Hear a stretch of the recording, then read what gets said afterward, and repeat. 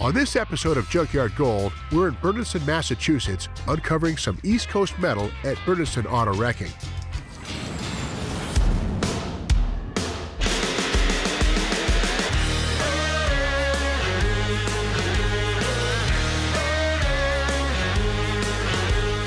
I'm Steve Mignonti, hot rod historian, author, and lover of all things cars. I travel all across the country to uncover the forgotten and hidden gems from the automotive world. Where others see piles of rusted scrap metal, I see the cars for what they really are, junkyard gold.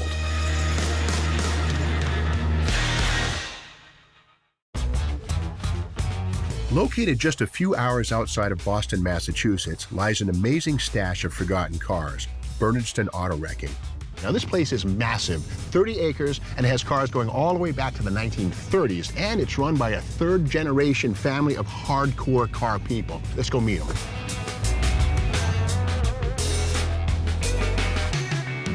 You must be Wade Hastings. I am, third generation. It's nice to meet you, Steve. Good to meet you, man. I've heard about this place for years. I've always wanted to check it out. Can we wander? Of course we can. Awesome. We would be delighted. Awesome. This place has been family-owned since the 1940s and sprawls across 30 acres of countryside. At first glance, most of the cars here are just rusted away and picked apart. But as you walk down the seemingly endless rows of decaying steel, you realize this place holds dreams of buried treasure.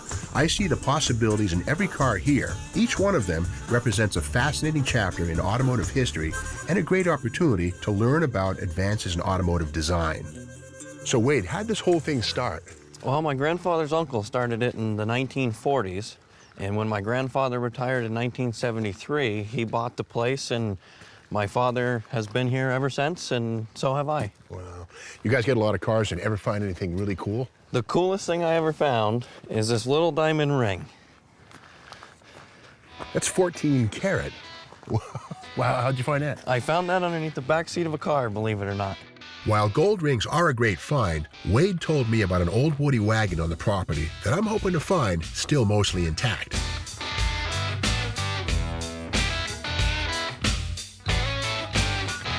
Now this is something really special. It's a Coronet RT. This is Dodge's first self-aware muscle car. You know, we go back to 1964, the Pontiac GTO comes out. Well, it took Dodge a few years to get it right, but in '67, they really nailed it. This is a first-year example. Keep in mind, the RT guarantees us at least a 440 under the hood, or a Hemi. We'll know in a second. The RT means road and track, implying this car is equally good on both. But again, as Dodge's first self-aware muscle car, it's cool. But how do we know it's really an RT? Let's check the VIN. Okay, I'm adding up the clues, and this doesn't look very encouraging. The RT emblem is correct on the door, but we see a Phillips head screw and a flathead screw holding this on. That's not the way Chrysler did it. So we go to the VIN. Now, 1967, Chrysler put the VIN here on the A-pillar. WS means RT, right on. Okay, fifth digit tells us the engine. Have we found a Hemi in the junkyard? If that's the case, it'll have a J. If not, the 440 carries the letter L. What do we have? Okay, L. With that said, 440, base engine, not a problem. 375 horsepower, but something very cool I'm noticing here is a clutch pedal. This car was born a 4-speed. 4-speed cars had a Dana 60 rear axle instead of the 8 3/4. Is it still there? Let's take a look. Oh, bummer. Well, that's the 8 3/4. That's the axle that was used with automatics as a dropout center section. If you didn't know, the Dana 60 has a removable cover, and with a 9 3/4-inch ring gear was the indestructible King Kong axle of the muscle car world. So, as a 4-speed car, the Dana's been robbed out of this puppy. But let's go to the front of the car and see if the 440 Magnum is still there. Okay, before I lift the hood, I want to point out the faux scoops that were specific only to RTs. Nice to see them there. Okay, drum roll, please. Is the 440 Magnum still here? Here we go. Okay, well, it is orange, but I am seeing later exhaust manifolds and a 2-barrel carburetor. So the original 440 has been robbed. Looks like we have a 383 in here right now. It's a low deck engine. So this was born a 440 4-speed turbine bronze RT, very rare and desirable car. Now it's been, well, denuded to some degree with a 383 and an automatic. Not a big deal. You could put matching numbers parts back into this date code correct stuff and probably get close to 60 or 70,000 bucks. Of course, you'd probably spend about $80,000 correcting all that rust, but you know, as an RT, this car deserves to live. Let's go find some more goodies.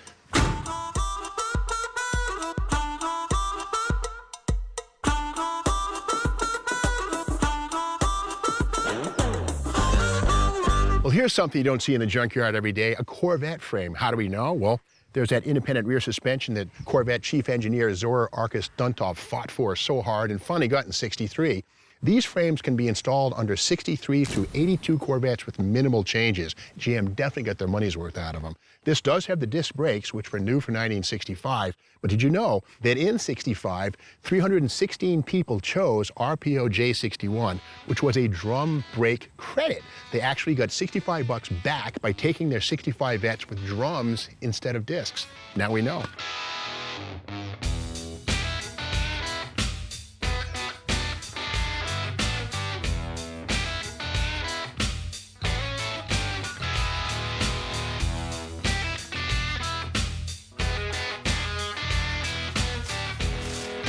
This is a good one. This is a Pontiac Formula 350 Firebird. These were the big deal when I was in my 20s back in the 1980s. You got to think about this. It's basically a stripped-down Firebird with the heart of a Corvette. That's what that 350 is all about. These cars were about $10,700 new, and that was about $3,000 less than a Trans Am or $5,000 less than a GTA. You know, some folks think this is a new car, but for guys under 40, it's like me finding a '68 GTO in the junkyard, but this is a special car. Now remember that most Firebird formulas were built with a 305 tune port. Not a bad engine, but not the 350. We want to see the number 8 in the 8th spot of the VIN. Let's take a look. And there it is. This is the real deal. Let's take a peek and see if that tune port 350 is still under the hood. Okay, well, there's a tune port engine in there. The 305 and 350s look about the same, but this car looks so unmolested that I'm gonna guess that the W63 5.7 is still in place. Now, something about these cars, there was a rumor in the 80s that Pontiac and the IROC Z were gonna install aluminum heads as used on Corvette on the Firebirds and Camaros. Never happened. These have iron heads, these 5.7s, in these F bodies, and also where Corvette 5.7s would have stainless steel headers, these use cast iron exhaust manifolds. But again, with 230 horsepower, this engine would make life very difficult for a 5-speed, 5-liter Mustang. This is cool. It's King Kong. This is the hottest Pontiac you could get in 1989. Hey, here's a Junkyard Gold pro tip. If you're trying to find out which engine a Firebird or Camaro has, look at the red line on the tachometer. The 5-liter tune port has a 5,000 RPM red line, whereas the big dog 5.7 Corvette motor has a 5,500 RPM red line. Now you know. While standard Trans Ams came with drum brakes at the rear, when you order the WS6 handling and suspension option, you automatically get upgraded to rear disc brakes. Something interesting about this formula is the CC1 T-top option, which costs $920. Now, Firebird drivers come in two types. The Guidos who go styling. They want that out of there to enjoy the breeze in their hair. And of course, the other kind of Firebird driver, the guy who wants to drive it hard and corner, where these T-tops would actually invite body flex and leaks. It's pretty rare to see these cars with the T-tops. And again, a black Formula 350. What a cool car this is. Makes me feel old. Now, there's one thing about the 350-powered Firebirds, and Camaros for that matter. They were not available with manual transmissions. You only could get these with the automatic, which was a 4-speed 700R4. Good transmission, but again, you couldn't get the 5-speed stick with the torquey 350. It had 330 foot-pounds of torque. Could break that rear axle if you dumped the clutch. Now, while this is a 1989, some folks would say it's too new. Well, let's keep in mind, you know, the conveyor belt of special car interest keeps moving. It's now time these cars are appreciated for what they are, American muscle at its best. If I bought this car, I'd simply restore it right back to factory stock, right down to the Goodyear Gatorback tires. I'm sure by the year 2025, these cars will be over 30 grand and collectors will be fighting over them. Get them before they're too hot to afford.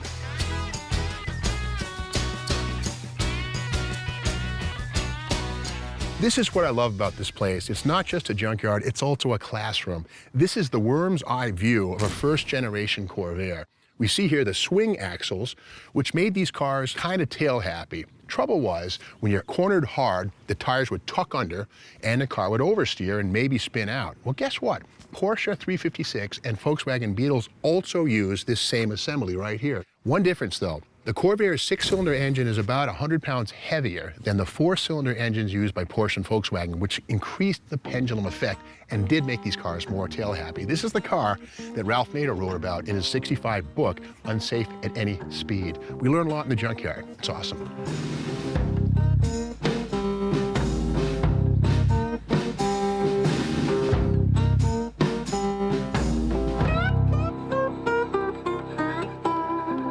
The American van craze didn't start in the 70s, it started right here with the 1961 Ford Econoline. Now Dodge and Chevrolet watched for 3 model years before they copied and came out with their own versions in the form of the Dodge A100 and the Chevy G Series in 1964, and they're all unique in their own way. The Econoline series launched the forward control concept with the mid-engine and the driver sitting over the front axle, but unusually, the Econoline was only offered with 6-cylinder power, no V8s.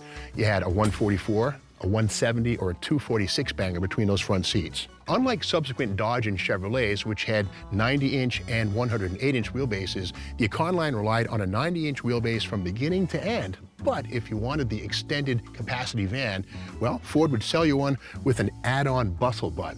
They also offered these vans as pickup trucks, which were very popular. Not every van is made for work. Some are made for fun, maybe a little too much. In 1964, Dodge launched its competitor to the Econoline, the A100. It's a fact that Dodge actually bought a bunch of Econolines, cut them, sliced them, studied them, and came out with the A100 and actually made a little bit of a better vehicle. These were available with V8 power, and all of them had the 8 3/4-inch rear axle, which is a big, heavy-duty piece. Now, these were available in many body styles, including a pickup truck. Who can forget the little red wagon?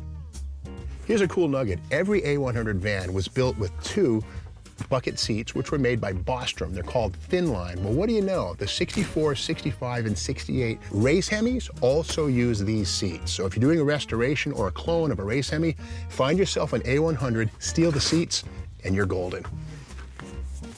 Chevy also brought its Econoline competitor market for 1964 in the form of the carryall or panel van, depending if it had windows or not. Now, something weird about these was that these were available with a 4-cylinder engine. You could actually get the 153 4-banger from the Nova in these vans. It was the base engine, although most were built with the 6 cylinders or the optional V8 up to the 327. Now, there was one thing that separates these things. From 64 through 66, they all have this flat windshield, but there was a body restyle for 67 through 70 where they used a curved windshield. Otherwise, they're largely identical. The only thing you won't find in a Chevy van is a pickup truck version. They never did that. Of these 3 vans, I would take the Ford. Yeah, it has a ton of rust and probably isn't worth saving without going broke. Also, these are still fairly common in junkyards out west where rust isn't anything like this. But if I was restricted to making do with this, I'd fix the rust, then drop in a small block Ford 351 and an automatic transmission, probably a 4-speed AOD with overdrive. Sticks are cool, but hassling with the shifter and clutch linkage would be way more trouble than it's worth.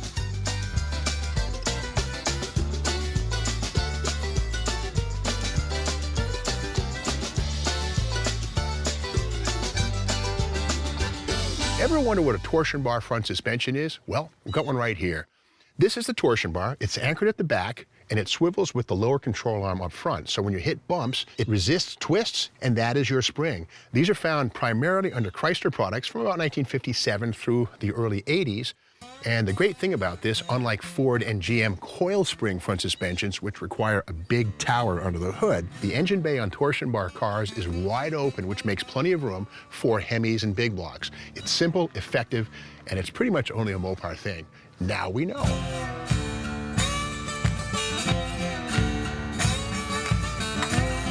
If this is what I think it is, it says Fire Dome 8 on the fender. Is it still here? Yes, a DeSoto 276 Hemi engine in the junkyard. I've seen it all.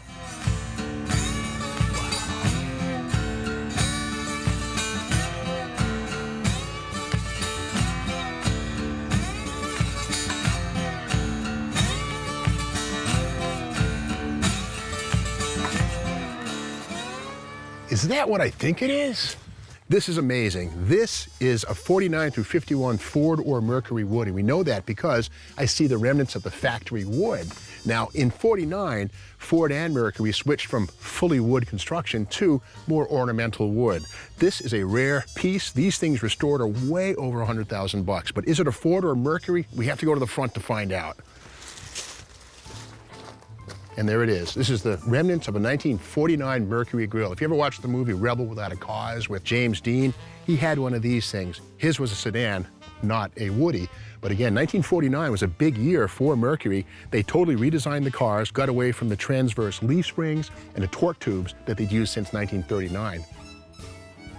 It's no surprise that the engine is gone out of this Mercury because historically, Fords had smaller engines than Mercury's. In the case of this one here, this would have had a 255 cubic inch flathead, whereas a similar Ford would have a 239. So hot rodders always yank the motors out of these Mercuries. Of course, Mercury was formed in 1939 as a way for Ford to grab guys who might have otherwise bought a Pontiac or a Dodge in the price point between, say, Lincoln and Ford. But again, a very, very rare car.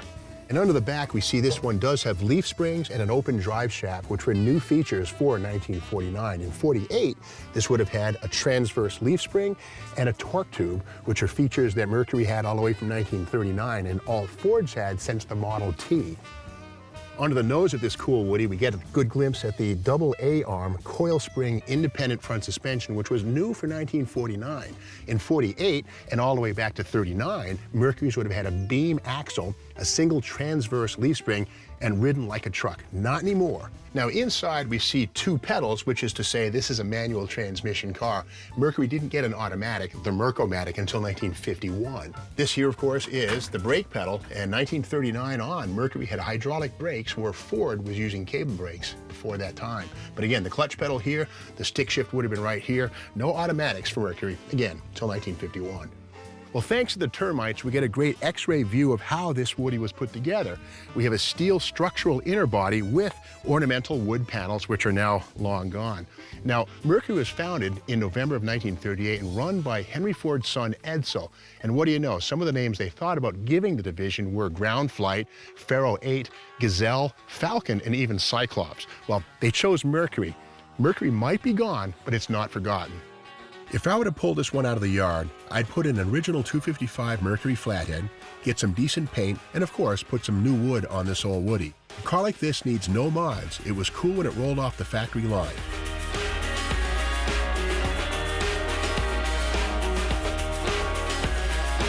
Well, that's our time. We've covered a lot of ground here at Bernardston Auto Wrecking. It's such a great yard, maybe we'll have to come back.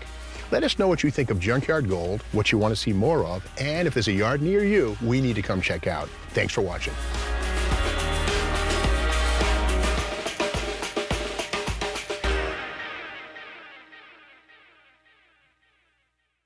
Beds for books? There's coins, pennies in here. Cha-ching! Yeah. Oh, we know it's 80s stuff. This is for you. There's a penny for you. A penny for your thoughts. Mold.